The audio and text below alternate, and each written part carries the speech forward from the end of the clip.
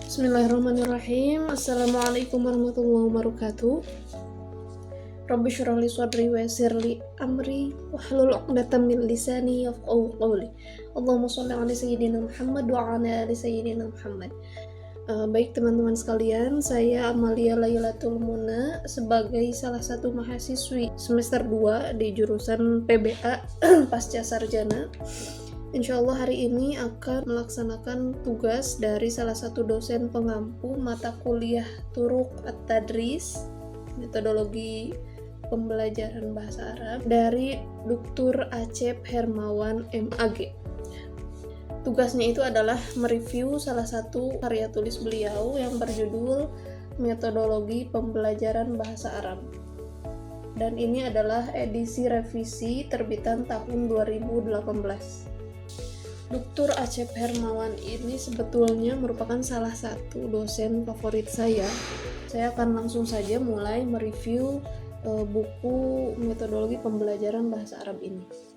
Baik, setelah menyelesaikan pembacaan buku metodologi pembelajaran bahasa Arab ini dari halaman 1 sampai ke halaman akhir, mungkin saya akan mengutarakan beberapa poin yang akan saya ungkapkan dalam review buku ini. Poin pertama, di dalam catatan saya menemukan bahwa beliau ini ketika menulis tiap bab-babnya sangat rapi dan sistematis, mulai dari pendahuluan yang berisikan definisi atau penggiringan pikiran pembaca agar bisa sampai ke isi dari bab tersebut, hingga di akhir babnya beliau mencantumkan ringkasan dari pembahasan bab tersebut, sehingga ketika pembaca membaca suatu bab, pembaca akan sangat menikmati bab yang para pembaca nikmati, karena si penulis berhasil menggiring pikiran pembaca diarahkan dari pembukaan, kemudian isi, hingga di akhir beliau mencantumkan ringkasan agar si pembaca bisa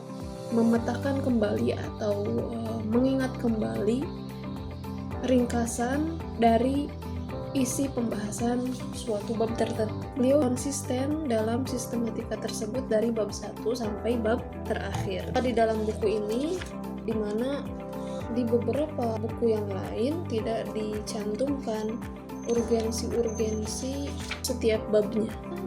Di buku-buku lain tidak ada ringkasan. Kemudian poin yang kedua adalah di dalam buku ini sangat kaya akan kosakata-kosakata ilmiah. Bagi saya pribadi yang masih kurang pembendaharaan kosakatanya, ketika saya membaca buku ini sangat menikmati kata per kata yang ditulis oleh beliau. Misalnya di halaman 170 ada kata-kata ortografi yang ternyata artinya adalah tulisan. Kemudian piranti yang artinya adalah perangkat di halaman 294, dan masih banyak lagi kosakata-kosakata lainnya yang ketika membaca buku ini akan merasakan sendiri kekayaan kosakata-kosakata ilmiah yang ada pada buku ini. Kemudian dalam buku ini penulis juga berhasil menulis dengan gaya bahasa yang rapih, dan tentunya tadi diperkaya oleh kosakata-kosakata ilmiah. Contohnya ada di halaman 83, ada kata-kata keberadaan komunikasi sebagai regulator bahasa. Gaya bahasanya bahkan sangat unik bagi saya pribadi yang masih kekurangan banyak kosakata ilmiah. Kemudian di halaman 84 ada kalimat bagaimana membuat pilihan-pilihan yang tepat dalam register sesuai dengan situasi tempat komunikasi terjadi. Kemudian di halaman 164 ada kalimat setiap kelas memiliki kemampuan kolektif yang tidak sama, dan lain sebagainya. Poin selanjutnya, di dalam buku ini juga kaya akan referensi-referensi yang sangat bermanfaat.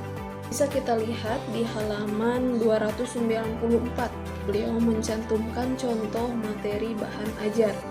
Dan di halaman 67 juga beliau mencantumkan karya-karya populer seperti Al-Ishtiraq, Al-Lafzi fil Quran, dan lain sebagainya gitu.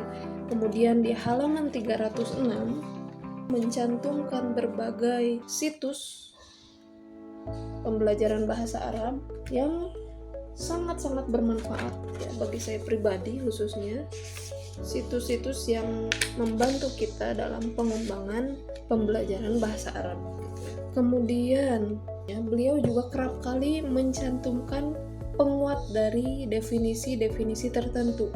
Contohnya ada di halaman 132 mengenai pengertian imla, definisi dari imla yang pada bab keterampilan berbahasa Arab di halaman 178 dibahas kembali mengenai keterampilan imla dan definisinya. Definisi imla ini sama persis dengan definisi imla yang ada di halaman 132. Menurut saya ini bukan penghamburan, tetapi sebagai definisi penguat agar kita ingat kembali apa yang telah kita baca di bab sebelumnya. Ada juga di halaman 131 bahwa proses membaca merupakan proses komunikasi antara pembaca dengan penulis melalui teks. Kemudian dibahas kembali mengenai poin tersebut sama persis di halaman 168 ketika beliau membahas tentang keterampilan membaca dan pembelajarannya. Beliau membahas kembali poin yang sama, bahwa membaca itu merupakan salah satu proses komunikasi antar pembaca dan penulis itu melalui teks. Kemudian ada juga di halaman 132 mengenai pengertian dari khat ya. Ketika beliau membahas bab khusus mengenai kaligrafi, beliau memulai kembali pembahasan dengan poin yang sama mengenai definisi yang sama dari kaligrafi. Di dalam buku ini, selain kaya akan kosakata-kosakata ilmiah dalam bahasa Indonesia, buku ini juga kaya akan kosakata-kosakata ilmiah dalam bahasa Arab. Seperti yang ada pada halaman 91 handout, bahasa Arabnya itu An-Nashrah Al-Majaniyah. Kemudian modul itu bahasa Arabnya Al-Wihdat Ad-Dirasiyah. Kemudian wall chart itu bahasa Arabnya Al-Kharitah Al-Jidariyah. Kemudian ada lembar kerja siswa, bahasa Arabnya itu adalah As-Sofhah Al-Amaliyah. CD itu bahasa Arabnya adalah Al-Qursh Al-Mudammaj, dan lain sebagainya. Itu masih banyak istilah-istilah yang ternyata saya baru ketahui wasilahnya dari buku ini gitu ya. Ada juga salah satu kosakata unik gitu. Di halaman 101 ada kata alfus ammiyah yang ternyata itu adalah singkatan dari fusha dan ammiyah gitu. Masih banyak istilah-istilah yang saya temukan di buku ini, bisa kita temukan di akhir bukunya dalam glosariumnya. Jika kita tidak mengerti definisi-definisi tertentu, kita bisa mencarinya di glosarium. Kemudian poin selanjutnya yang saya sukai dari buku ini adalah ada beberapa bab yang membutuhkan definisi. Beliau mencantumkan definisinya secara detail. Bisa kita lihat ketika beliau membahas tentang kaligrafi di halaman 180, beliau membahas secara detail mulai dari kenapa khot tersebut dinamai khot kufi misalkan, kenapa khot sulus dinamakan sulus, kenapa naskhi dinamakan naskhi gitu, dan khot-khot selanjutnya beliau menjelaskan definisinya secara detail. Bahkan beliau pun jelaskan bagaimana bentuk unik dari setiap khotnya. Beliau menjelaskan tentunya dengan contoh dari setiap khot gitu ya. Kemudian di media pembelajaran pun di halaman 270 ada pembahasan mengenai media-media pembelajaran seperti papan tulis, CD, DVD, OHP, dan lain sebagainya. Beliau menjelaskan setiap media tersebut, mulai dari definisi, bahkan latar belakang kapan media tersebut dicetuskan dan oleh siapa, dalam pembahasan yang mendetail. Dan poin-poin tadi adalah poin-poin yang bisa saya paparkan mengenai kesan positif ketika selesai membaca buku metodologi pembelajaran bahasa Arab ini milik Dr. Acep Hermawan. Kemudian karena saya pribadi belum bisa mengomentari bagaimana penulisan karya tulis yang baik dan benar karena saya belum berpengalaman dalam ranah tersebut, mungkin saya hanya akan mengomentari beberapa kesalahan penulisan yang ada dalam buku ini, khususnya dalam penulisan kosakata bahasa Arab atau struktur bahasa Arab ya, yang saya temukan beberapa di dalam buku ini. Yang pertama, halaman 164 ada kata hadzal kitab ghaliyun lakin dzalikal kitab rahisun.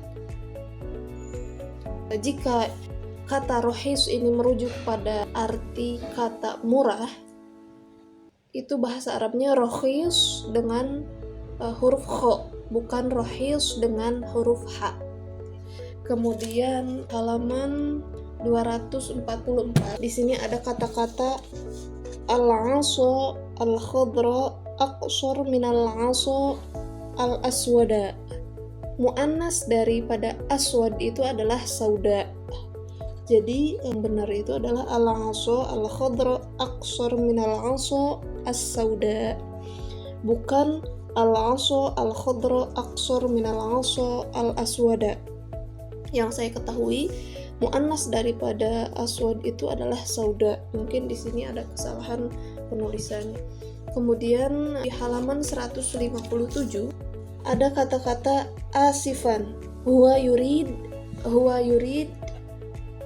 an tatakallam ma'ak. Asifan. Huwa yurid an tatakallam ma'ak. Menurut saya pribadi harusnya huwa yurid an yatakallam ma'ak. Jadi ada kesalahan dhamir di sini. Di sini ditulis huwa yurid an tatakallam ma'ak. Menurut saya pribadi seharusnya huwa yurid an yatakallam ma'ak, kecuali jika kalimatnya seperti ini, asifan huwa yurid an tatakallam ma'ahu gitu. Jadi dhamirnya kalau di sini an tatakallam berarti di sininya bukan ma'ak tetapi ma'ahu. Kalau di sininya ma'ak berarti di sininya bukan huwa yurid an tatakallam tetapi dirubah jadi huwa yurid an yatakallam. Ada kerancuan jika penulisannya seperti ini. Dicukupkan sekian review buku metodologi pembelajaran bahasa Arab milik Dr. Acep Hermawan ini. Kurang lebihnya saya mohon maaf karena saya pun masih perlu banyak belajar lagi, dan saya sangat menyarankan bagi para pengajar, bagi para mahasiswa dan mahasiswi sekalian untuk membaca buku ini karena bagi saya pribadi ini sangat-sangat bermanfaat sekali, khususnya bagi para pengajar pemula seperti saya. Billahi taufiq wal hidayah wa ridha wal inayah. Wassalamualaikum warahmatullahi wabarakatuh.